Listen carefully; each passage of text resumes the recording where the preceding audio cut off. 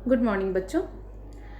आज के इस वीडियो में हम प्रेपोजिशन के पार्ट 2 को देखेंगे। इसमें हम कुछ और भी प्रेपोजिशंस के बारे में पढ़ने जा रहे हैं। So without wasting time let's move ahead. हम आगे बढ़ते हैं with our preposition of place और पोजीशन। हम इस वीडियो में डिस्कस करेंगे प्रेपोजिशन ऑफ प्लेस का यूज़ कैसे करते हैं और किन सेंटेंसेस में करते हैं, कैसे हम इसका यूजेस इजीली आइडेंटिफाई कर सकते हैं इन अ सेंटेंस, कैसे किसी भी सेंटेंस में हम इसके यूजेस को फाइंड आउट कर सकते हैं। जैसे यहाँ पे दिया हुआ है, देखो फर्स्ट जो यहाँ पे प्रेपोजिशन ऑफ प्लेस है बच्चों, ये बेसिकली हमें प्लेस के बारे में बताएगा, जगह और उसकी पोजीशन के बारे में। जैसे मान लो यहाँ पे मैंने बोला कि ये गेट है, इसके पास एक बच्चा खड़ा हुआ है, तो ये बच्चा कहाँ खड़ा हुआ है इसके बारे में हमें पता लगाना है। ठीक है, तो ये बच्चा खड़ा है एट द गेट, मतलब इसके पोजीशन को हमने पता लगाया, ये बच्चा कहाँ खड़ा हुआ है। ठीक है, तो प्रेपोजिशन ऑफ प्लेस या प्रेपोजिशन ऑफ पोजीशन से हम क्या पता लगाते हैं, उसके पोजीशन को, उसके प्लेस को, वो कहाँ पे प्लेस्ड है। ठीक है, सो इसमें फर्स्ट प्रेपोजिशन ऑफ प्लेस हम पढ़ने जा रहे हैं एट। सो एट का यूज़ हम कहाँ करते हैं? So at denotes position at a point, किसी एक पॉइंट का पोजीशन हमें बताता है कि वो पोजीशन कहाँ है। जैसे कि यहाँ पे दिया हुआ है फर्स्ट एट द सेंटर, मतलब कि कुछ भी प्लेस्ड है लेकिन कहाँ पे है वो, एट द सेंटर, सेंटर में है।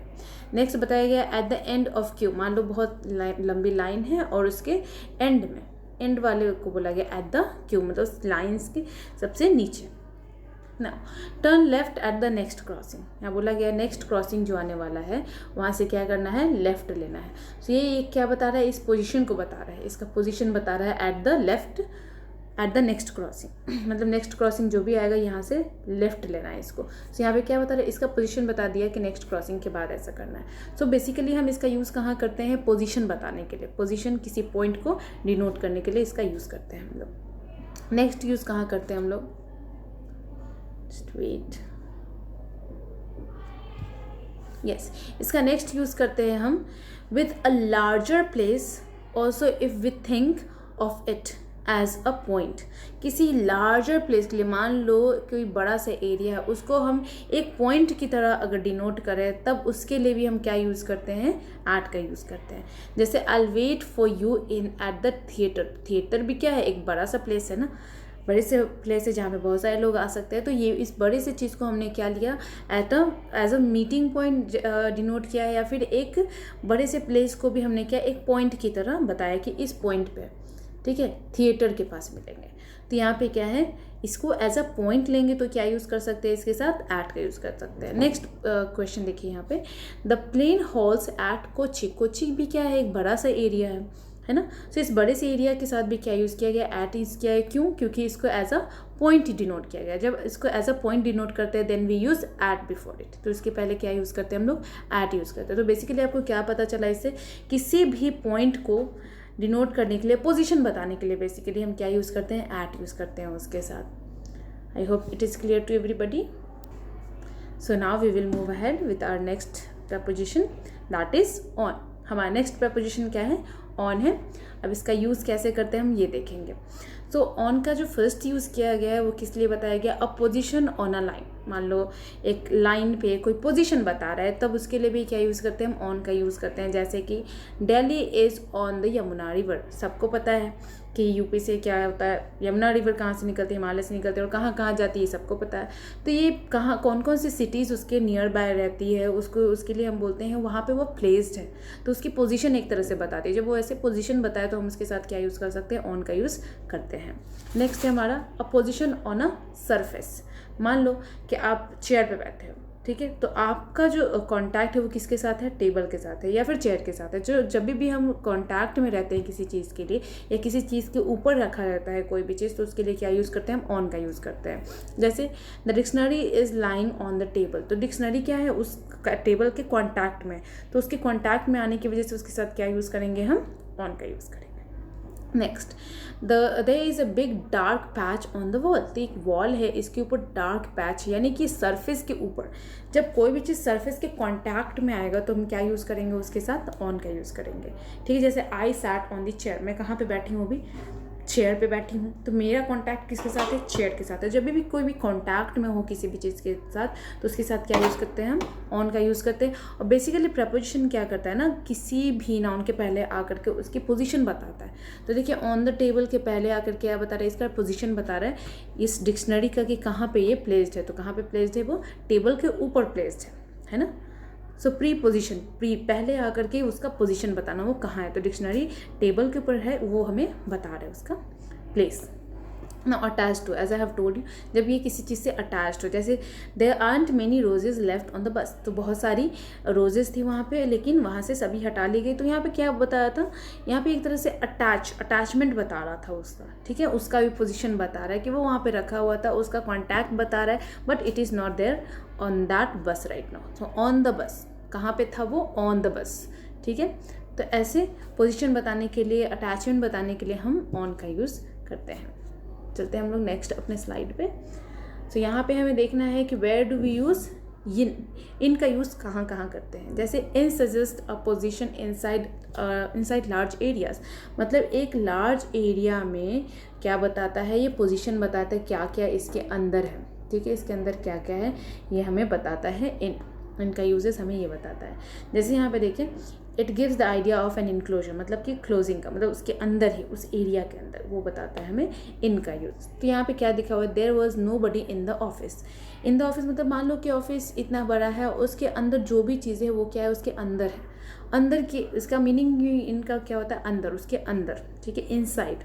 तो यहाँ बोला कि देयर वॉज नो बडी, मतलब उस ऑफिस के अंदर कोई नहीं था, ठीक है, अंदर में कोई नहीं था, बाहर में भी होंगे, ठीक है। तो इनक्लोजर एरिया में, उस इनक्लोजर एरिया में कोई था या नहीं था, उस पर डिपेंड करेगा हम इनका यूज़ कैसे करते हैं। अगर कोई था, मान लो वहाँ पे एक टेबल, तो there was a table in the office, तो ऐसे हम यूज़ करते हैं इनका। अब बिटवीन और अमंग का यूज़ कहाँ करते हैं। सो बिटवीन का यूज़ बच्चों हम दो चीज़ों के लिए करते हैं, दो पर्सन के लिए, दो थिंग के लिए। और अमंग का यूज़ मोर दैन दैट, मतलब उससे ज़्यादा के लिए करते हैं, दो से ज़्यादा के लिए। जैसे यहाँ पे लिखा हुआ है, हियर इट शुड बी, ए नहीं होगा यहाँ पे, बाय मिस्टेक यहाँ दिखा हुआ है S capital. Sheela is standing between Rahul and Abhinav. तो शीला कहाँ खड़ी है, शीला खड़ी है राहुल और अभिनव के बीच, ठीक है। तो मैंने जैसे कि बताया, दो लोगों के बीच में बताने के लिए किसी भी पोजीशन को हम क्या यूज़ करते हैं, बिटवीन का यूज़ करते हैं। I have to distribute chocolate between my two sisters, है ना। तो मेरे दो बहनों के बीच में क्या डिस्ट्रीब्यूट करना है, मुझे चॉकलेट्स डिस्ट्रीब्यूट करने हैं। तो दो लोगों के बीच में कंपैरिजन या फिर दो लोगों के बीच में डिस्ट्रीब्यूशन के लिए क्या यूज़ करते हैं हम, बिटवीन का यूज़ करते हैं। दो से ज़्यादा लोगों के लिए क्या यूज़ करते हैं हम, अमंग का यूज़ करते हैं। मान लो ग्रुप में देना है मुझे कुछ भी, मास में देना, मतलब बहुत सारे मास ऑफ पर्सन्स हैं, तो उसके लिए हम क्या यूज़ करेंगे, अमंग का यूज़ करेंगे। जैसे कि द रैबिट ले हिडन अमंग द बुशेस, तो बुशेस तो बहुत घने होते हैं, बहुत सारे होते हैं, दो तो नहीं होते, तो बहुत सारे बुशेस के बीच में कि रैबिट क्या है, अपने आप को छुपा रखा है, तो इसके लिए क्या यूज़ किया हमने, अमंग का यूज़ किया है। Now Mister Manoj divided his property equally among his sons and daughters, मतलब मिस्टर मनोज ने क्या किया है, अपने प्रॉपर्टी को इक्वली अपने सन्स में और डॉटर्स में डिस्ट्रीब्यूट कर दिया, मतलब एक से ज़्यादा सन होंगे, एक से ज़्यादा डॉटर होगी, ठीक है। तो यानी कि दो से कई ज़्यादा है, तो दो से ज़्यादा होने पर क्या यूज़ करते हैं हम, वहाँ पे अमंग का यूज़ करते हैं। और दो लोगों के लिए क्या यूज़ करते हैं हम, बिटवीन का यूज़ करते हैं। नाउ लेट्स मूव अहेड बच्चों। हियर यू कुड सी, हम अबव और ओवर का यूज़ तो बहुत ही इजीली समझते हैं कि इसका मतलब क्या होता है, हायर दैन समथिंग, मतलब उससे कुछ ऊपर जाना। तो हायर दैन समथिंग दोनों का मतलब ही क्या होता है, हायर दैन। लेकिन अबव और ओवर में जब कोई डिफरेंस ही नहीं था, तो हमारे पास ये टू वर्ड्स क्या कर रहे हैं, है ना, दो वर्ड क्या कर रहे हैं, एक ही वर्ड होना था, है ना। सो इसके कुछ यूजेस हैं जो हम अभी सीख लेंगे। तो यहाँ पे एक क्वेश्चन दिया हुआ है, the flag waved above our heads, the flag waved over our heads, both the sentences are correct, दोनों सेंटेंस ही करेक्ट है, दोनों का मतलब क्या है, ऊपर। लेकिन यहाँ पे आप इमेज देख रहे हो, वो अबव का यह जो सेंटेंस दे रखा है वो क्या है, अबव जस्ट इसके ऊपर है ना, इसके कॉन्टैक्ट में नहीं है, ठीक है, जस्ट इसके ऊपर अबव कहलाएगा, ठीक है। यहाँ इसके ऊपर हमने बता दिया ये अबव है, ठीक है। Now here over, over can also means covering और वर्टिकली ओवर, ठीक है, वर्टिकली मतलब वर्टिकली सीधा सीधा एकदम लंबाई में जाने पर क्या बोलेंगे उसके साथ ओवर का यूज़ करेंगे। और अबव का यूज़ कहाँ करेंगे, कहीं भी ऊपर में कहीं भी, the roof is above the head, मतलब रूफ कहीं भी हो सकता है, ऊपर सर के ऊपर कहीं भी हो सकता है। लेकिन अगर ओवर का यूज़ हम करें इसका मतलब क्या है, वर्टिकली ओवर, मतलब एकदम बिल्कुल सीधाई में उसकी, तो उसके लिए क्या यूज़ करेंगे हम, ओवर का यूज़ करेंगे। ठीक है, now let's move ahead. Same as we have done above and over, जैसे कि हमने अबव और ओवर के डिफरेंस को समझा, वैसे ही हम बिलो और अंडर के भी डिफरेंस को समझेंगे। बिलो का यूज़ कहाँ करते हैं और अंडर का यूज़ कहाँ करते हैं। जैसे both below and under means lower than, जैसे कि हम हमने अबव दैन पढ़ा, वैसे ही लोअर दैन के लिए क्या यूज़ करते हैं, बिलो और अंडर का। जैसे यहाँ दिया हुआ his body was below the water and his body was under the water, both the sentences are correct, दोनों ही सेंटेंसेज करेक्ट है। लेकिन इसके डिफरेंस को कैसे समझेंगे, तो यहाँ बताना है आपको, अंडर का यूज़ हम एक्चुअली वर्टिकली डाउनवर्ड्स के लिए करते हैं, वर्टिकली बिलो मतलब बिल्कुल उसकी सीधाई में जो नीचे रहेगी उसके लिए क्या यूज़ करेंगे हम, क्या यूज़ करेंगे, वेरी गुड, इसके लिए अंडर का यूज़ करेंगे हम लोग। एक और सेंस आता है अंडर का यूज़ हम लोग किस लिए करते हैं, उसके कॉन्टैक्ट में होने पर। जैसे हम बोलते हैं ना, the farmer was lying under the tree, ठीक है, तो अंडर द ट्री कहने का मतलब क्या था, उसके नीचे नहीं, उस ट्री के कॉन्टैक्ट में था वो। जब वो ट्री के कॉन्टैक्ट में होगा तभी हम उसके साथ अंडर का यूज़ करेंगे। ठीक है, अदरवाइज उसके कॉन्टैक्ट में नहीं है, उससे दूर है, तब उसके लिए बिलो का यूज़ करेंगे हम। ठीक है, सो वर्टिकली जो डाउनवर्ड्स होंगे या बिलो होंगे उसके लिए क्या यूज़ करेंगे हम, बिलो। और इसका अंडर का यूज़ कब करेंगे, जब उसके कॉन्टैक्ट में होगा। जैसे कि यहाँ पे देखो एक एग्जाम्पल दिया हुआ है, the keeps, okay, they, here it should be he keeps the keys of her safe under the pillow।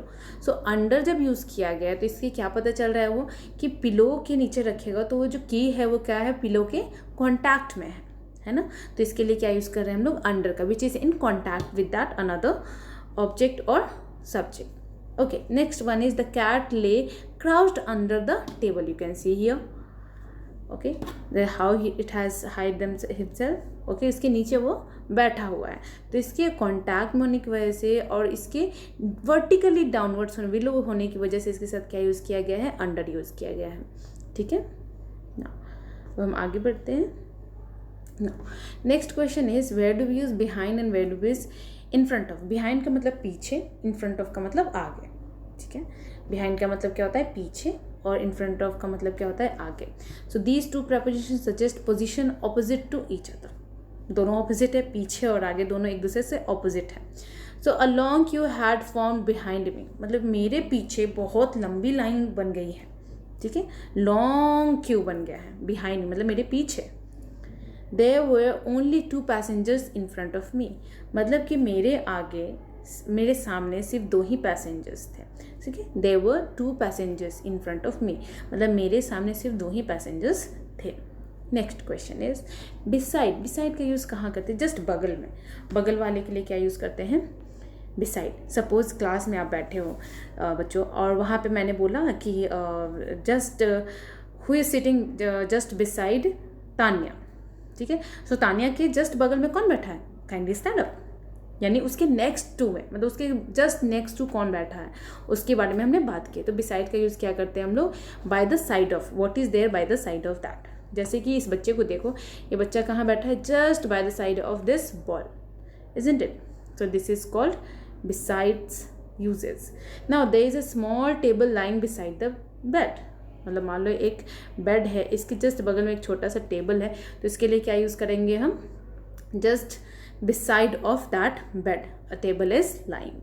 Now the girls hostel was right beside the school building, मतलब इस स्कूल बिल्डिंग के just बगल में क्या है, एक just बगल में क्या है, एक गर्ल्स हॉस्टल है। Very good. So in this way we do use the uses of preposition. Okay, now let's move to our next slide. Okay, here we are with another one that is opposite and near. So opposite उसका क्या होता है, उल्टा। In a position facing someone or something but on the other side, मतलब उसके just opposite, उसके just उल्टे।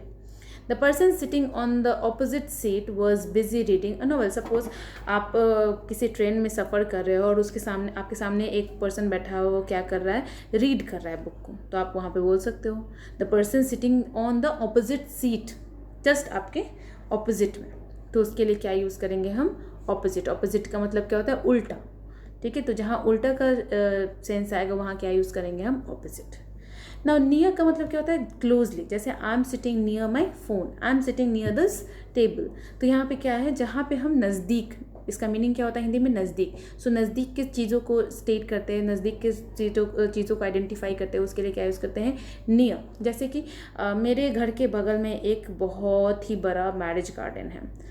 Okay, सो वहाँ पे क्या यूज़ किया, the marriage garden is near my home. तो ये मेरे घर के नियर बाय क्या है, एक मैरिज गार्डन है। अगर मैंने बोला कि मेरे घर के बगल में क्या है, एक पुलिस स्टेशन है, so the police station is near my home. तो यहाँ पे ऐसे हम सेंटेंसेस फॉर्म करते हैं which is just goes around us.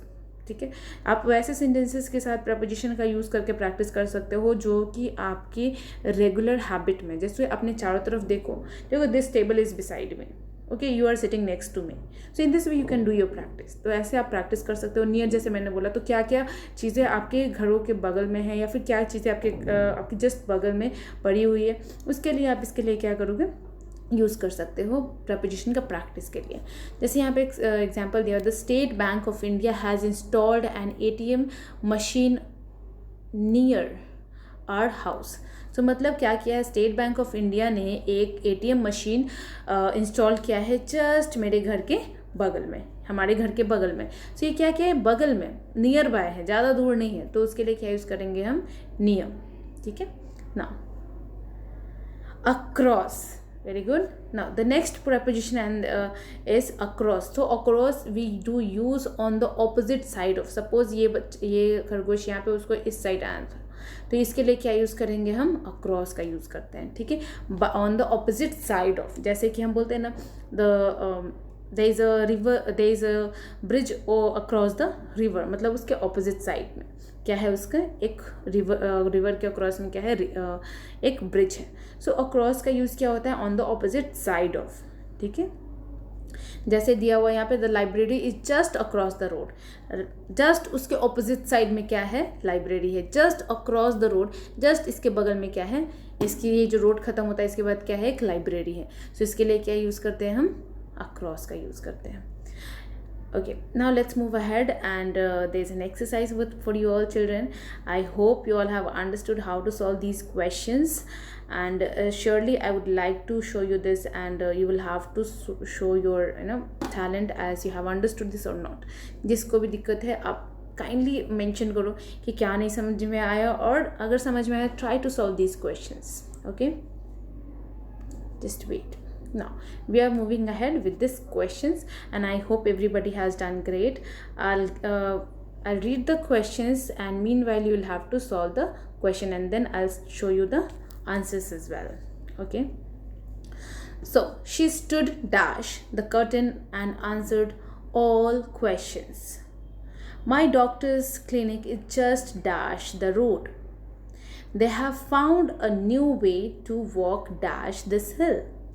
There is a helicopter hovering dash our house. There's let's meet dash the front door. Can I sit dash you at the movie theater? Now let's move ahead and let's discuss the answer of this. And those who have written it, they can match their answers, and let's see how many of your answers are correct. Now here your answers are. The first answer is near. The second answer is cross, near, across. Third answer is on. The fourth answer is over. The fifth answer is at, and the sixth answer is beside. And I hope everybody has done their great job in their answers, and all of your answers are correct. So all the very best children. And this is it for today's class. I'll meet you in the next video with the next topic, and I hope everybody is going to do a lot of practice, okay, of these preposition which we have discussed just now.